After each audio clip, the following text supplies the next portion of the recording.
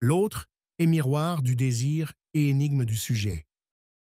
Après avoir exploré les méandres du retour à Freud, les reflets du stade du miroir, les structures de l'ordre symbolique et les labyrinthes du désir, il est temps de m'aventurer sur un terrain encore plus complexe, l'autre lacanien. Cette entité énigmatique, à la fois semblable et autre, hante la psychanalyse et éclaire d'un jour nouveau la question du sujet et de son désir.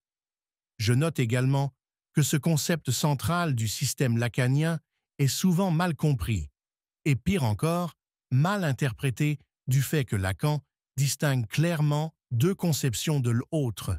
Et l'autre, avec une majuscule, se distingue de l'autre avec une minuscule.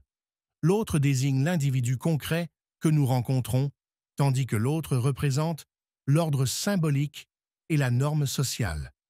Cette distinction est fondamentale pour comprendre la complexité de la relation à l'autre.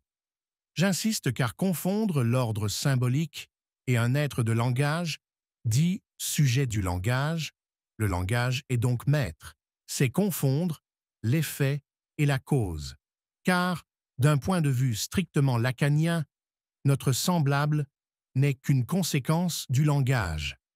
Il faut aussi noter que l'autre est d'abord perçu comme un miroir, une image de nous-mêmes. C'est dans son regard que nous cherchons la confirmation de notre existence et de notre valeur. Mais l'autre est aussi un rival, un autre qui convoite les mêmes objets que nous et qui menace notre propre désir. La relation à l'autre est donc toujours ambivalente, car elle oscille entre l'amour et la haine, l'identification et la rivalité. L'autre, avec un grand A, est, quant à lui, et comme nous le disions, le lieu du langage et de la loi. C'est dans l'autre que se constitue le système symbolique qui structure notre pensée et notre réalité.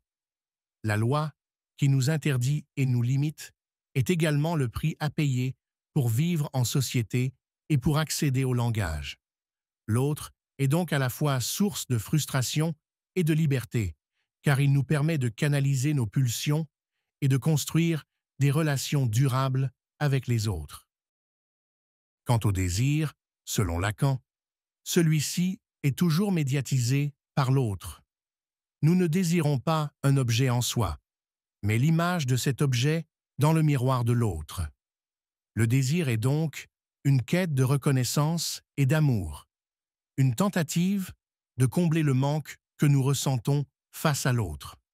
Cela peut se comprendre aisément dans le sens où nous ne sommes que des conséquences de l'autre, que des effets de l'ordre symbolique qui, lui-même, peut être considéré par le sujet du langage comme le lieu d'un tout fantasmé qui serait le lieu imaginaire d'une impossible fusion bienheureuse. Le désir est aussi une force vectorielle qui nous pousse à transgresser les interdits et à explorer de nouveaux territoires.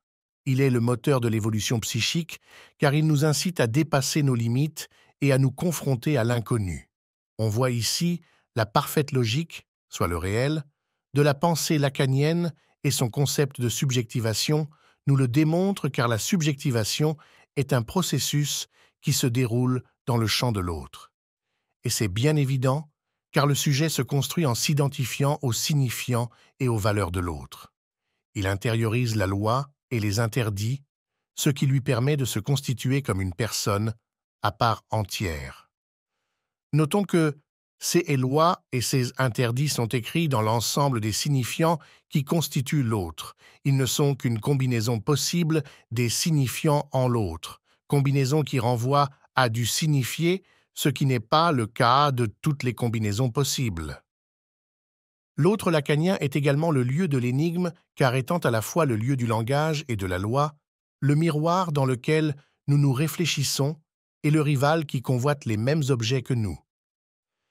Il présente dès lors plusieurs natures. Le désir est une quête de reconnaissance et d'amour, une tentative de combler le manque que nous ressentons face à l'autre. La subjectivation est un processus qui se déroule dans le champ de l'autre et qui vise à la fois à s'identifier à lui et à se différencier de lui. L'autre est un horizon qui se déplace sans cesse et une énigme qui nous invite à un voyage sans fin dans les profondeurs du langage. L'exploration de l'autre nous conduit par conséquent à questionner les limites du langage. L'autre est-il simplement un ensemble de signifiants ou est-il une réalité qui dépasse le langage? Je pense que s'il y a un principe à l'autre, il ne peut s'agir que du nom du Père. Cette question causale est fondamentale en ce sens qu'un principe organisateur est nécessaire pour que les combinaisons de signifiants signifient. Ainsi, la clé de voûte de toute la structure signifiante est un seul signifiant ordonnateur. À suivre, A.